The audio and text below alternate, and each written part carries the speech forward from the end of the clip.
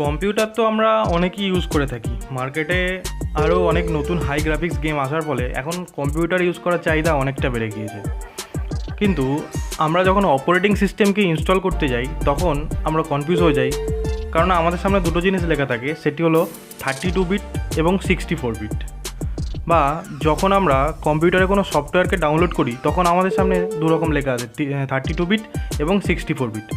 এখন আপনাদের মনে প্রশ্ন আসতে পারে, এই দুটোর মধ্যে কোনটি ভালো, এই দুটোর তফাৎ কী এবং আমার কম্পিউটারের জন্য কোনটি প্রয়োজন। আশা করা যায় ভিডিওটি পুরোটা দেখবেন, আপনার সমস্ত ডাউট ক্লিয়ার হয়ে যাবে। ওকে, তো 32 বিট এবং 64 বিট সিপিইউ বা অপারেটিং সিস্টেম এই নিয়ে কথা বলার আগে বলে রাখি, 1960-এ কম্পিউটারে ইউজ করা হতো 16 বিট অপারেটিং সিস্টেম, আর 1985 সালে আমরা ফার্স্ট 32 বিট অপারেটিং সিস্টেমের ইউজ করা শিখি, এবং 2006 সালের পর থেকে এটি পুরোপুরি 64 বিট হয়ে গেছে। এখন 32 বিটের ব্যবহার খুব কমই হয়। তো আমরা অনেকেই 32 বিটকে x86 ও 64 বিটকে x64 নামে চিনি। তো 32 বিট ও 64 বিট এই দুটি সিপিইউকে দুরকমভাবে ডিভাইড করার কারণ হচ্ছে মেমোরি অ্যাড্রেসিং পাওয়ার।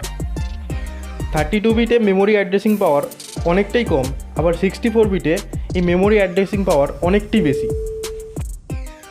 এখন প্রশ্ন হচ্ছে, মেমোরি অ্যাড্রেসিং পাওয়ার কী? যখন কম্পিউটারে প্রসেসরগুলো কাজ করে বা যখন ডেটাগুলো প্রসেস করা হয় তখন সেগুলোকে টেম্পোরারি সেভ করে রাখতে হয়। যেটাতে আমরা টেম্পোরারি সেভ করে রাখি সেটাকে বলা হয় র্যাম, বা র্যামের সাহায্যে আমরা ওই টেম্পোরারি ফাইলগুলোকে স্টোর করে রাখতে পারি। এই যে 32 বিটে মেমোরি অ্যাড্রেসিং পাওয়ার কম এবং 64 বিটে মেমোরি অ্যাড্রেসিং পাওয়ার বেশি, তাই এই বিষয়টি কিভাবে বুঝবো এটি বোঝার জন্য একদম প্রথম থেকে স্টার্ট করতে হবে। আচ্ছা, এটাকে 1 বিট প্রসেসর থেকে চালু করা যাক। ধরা যাক আমার কাছে একটি 1 বিট প্রসেসর আছে, এবং 1 বিট প্রসেসরের জন্য দুটো মেমোরি লোকেশান লাগে। মানে 1 বিট প্রসেসরে দুখানা মেমোরি অ্যাড্রেসিং লোকেশান লাগে। তাহলে 2 বিট প্রসেসর হলে সেটা 4টে মেমোরি অ্যাড্রেসিং লোকেশান লাগে। এবার যখন সেটা 3টে হবে তার জন্য 8টা মেমোরি লোকেশান লাগবে। যত বিট প্রসেসর হবে সেটাতে 2-এর ওপরে পাওয়ার হিসাবে অ্যাড করে দেবো। ধরুন 1 বিট প্রসেসরের জন্য 2 to the power 1 equal to 2।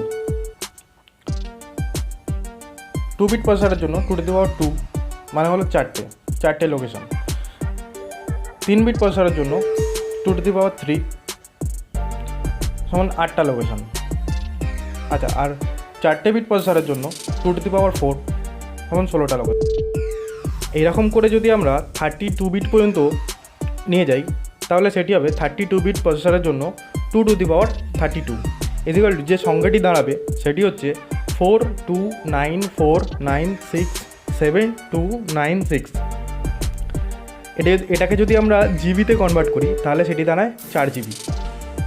এর মানে যদি আমাদের কাছে 32 বিটের কোনো সিপিইউ থাকে বা অপারেটিং সিস্টেম আমরা ইউজ করে থাকি, সেই 32 বিটে অপারেটিং সিস্টেমে আমরা হায়েস্ট 4 জিবি পর্যন্ত র্যামকে ইউজ করতে পারবো।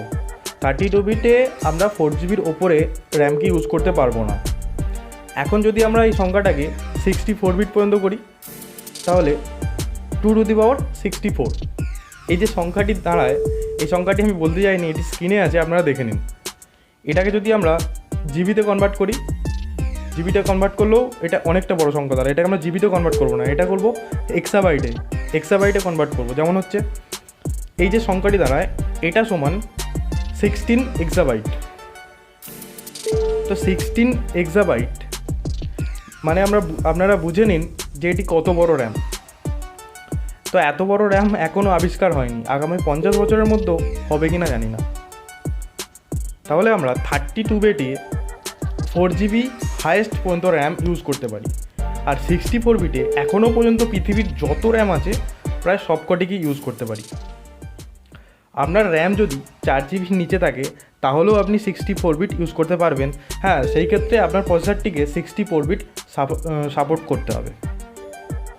64 বিটের অপারেটিং সিস্টেমে আপনারা 32 বিটের সফটওয়্যারকে ইউজ করতে পারবেন, কিন্তু 32 বিটের অপারেটিং সিস্টেমে আপনারা 64 বিটের অপারেটিং মানে সফটওয়্যারকে ইউজ করতে পারবেন না। এখনকার যত লেটেস্ট গেম আছে যেমন PUBG PC, call of duty এবং অ্যাপেক্স লিজেন্ড, এইসব গেমগুলি আপনি 64 বিট র্যাম ছাড়া বা 64 বিট সিপিইউ ছাড়া আপনি রান করতে পারবেন না। কারণ 64 বিট সিপিইউতে আপনার ক্লক স্পিড, র্যাম, প্রসেসরের পাওয়ার সব কিছুই বেশি থাকে। তাই এখনকার যুগে অবশ্যই রেকমেন্ড করবো 64 বিটকে। আর এখন আপনার কম্পিউটারটি কিসে রান করছে বা কোন অপারেটিং সিস্টেমে রান করছে সেটা যদি জানতে চান, তাহলে মাই কম্পিউটারে যাবেন, যে রাইট ক্লিক করবেন, প্রপার্টিসে যাবেন, সেখানে আপনি দেখতে পাবেন সমস্ত ডিটেলস আপনার কম্পিউটারের। সেখানে আপনি প্রসেসরের স্পিড, ক্লক স্পিড, কত বিট প্রসেসর এবং কত র্যাম আছে সমস্ত কিছু দেখতে পাবেন। ভিডিওটি ভালো লাগলে লাইক করবেন, কমেন্ট করবেন, চ্যানেলে নতুন হলে অবশ্যই চ্যানেলটি সাবস্ক্রাইব করবেন। Thank you.